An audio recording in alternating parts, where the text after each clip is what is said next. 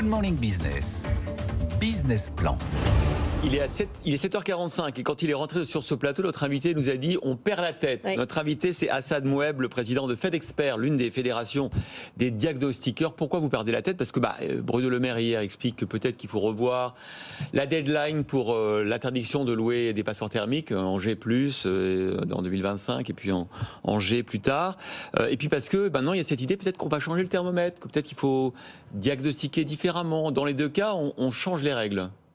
Oui, tout à fait. Bon, après, rien n'est fait. Ce sont que des suppositions, mais il y a une réalité qui nous rattrape, c'est de dire finalement peut-être qu'on est trop ambitieux. Voilà. Aujourd'hui, c'est la question. Vous le croyez aussi, ça ? Qui se pose. Oui, j'en suis intimement convaincu. On le dit assez. On va trop vite. Assez souvent. Faut savoir que c'est une mesure d'envergure qui ne s'est jamais vue, même après-guerre. Imaginez ramener le parc immobilier français à la neutralité carbone d'ici 2050. Et quand on regarde d'ici 2050, en 2000, c'était dans longtemps. Aujourd'hui, quasiment 2024, c'est tout près. Donc pour nous, le calendrier, de toute façon, qu'on le change ou qu'on le change pas, il n'est pas tenable. Sur 2025, sur les passoires thermiques, de toute façon, on n'y arrivera pas. Il n'y a pas les travaux possibles nécessaires. Tout à fait. Tout à fait. Vous savez, la moyenne du parc immobilier français, elle est en D. Cette fameuse étiquette que vous voyez derrière vous. Si on prend la moyenne du parc immobilier français... C'est une carte de France où on voit les différentes zones. Voilà. Parce qu'on est beaucoup en radio aussi. Exactement. Donc la moitié, c'est D. Et si on prend le fameux calendrier, vous voyez que 2025, c'est le G, 2028, le F, et 2034, le D.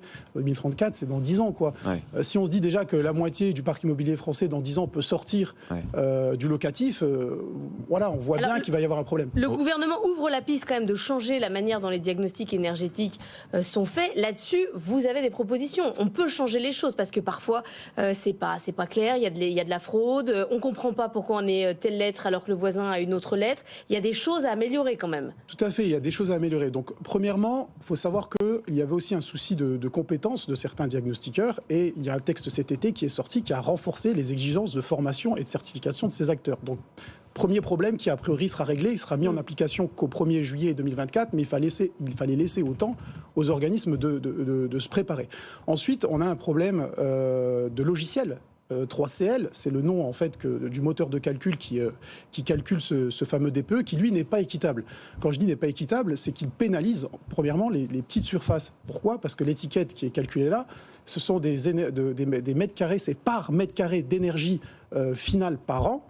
Et donc comme c'est un ratio de surface, plus votre surface est petite, plus vous allez être pénalisé. Ah oui. Or, les villes où il y a plus de tensions locatives vont être des grandes villes et les villes étudiantes. C'est là où on trouve justement le plus de biens avec des petites surfaces. Donc il y a un travail à faire dessus et nous, FedExpert, on propose un coefficient de modulation de calcul pour ces petites surfaces. Pas équitable. C'est pas équitable. C'est comme si aujourd'hui vous dites toute la population doit s'habiller en XL, alors que vous avez des personnes qui font 1m60, d'autres 1m80 et d'autres 2 mètres. C'est tout simplement pas possible. Et donc du coup, qu'est-ce qui est le plus efficace ? C'est, comme le dit Bruno Le Maire, de reporter un peu l'échéance, ou c'est de garder l'échéance, parce qu'il y a un objectif de décarbonation de l'économie, mais peut-être effectivement de revoir la manière dont on calcule la performance énergétique des appartements. Alors vous avez deux choix possibles. Soit on se regarde dans une glace et on se dit c'est trop ambitieux. C'est bien d'être ambitieux. Moi, je suis ambitieux. Je suis quelqu'un d'ambitieux personnellement. Mais pour un enjeu aussi grand, c'est bien d'être ambitieux. Mais à un moment donné, il y a un gros risque. Soit on se regarde dans une glace et dit on y arrivera. Et on se dit on n'y arrivera pas. Ouais. Et à ce moment-là, on décale cette fameuse échéance. Et c'est pas une honte de le dire. Je veux dire, à un moment donné, il faut mettre d'accord tous les Français. Vous savez, l'écologie, c'est un effort collectif. Si aujourd'hui on commence à ne plus y croire parce qu'à force de faire des stop and go comme ça, on discrédite un peu le combat. On va pas y arriver. Donc soit on se regarde dans une glace et on se dit on n'y arrive pas, soit on va vers des solutions à dire on fait un premier DPE, on est passoire thermique.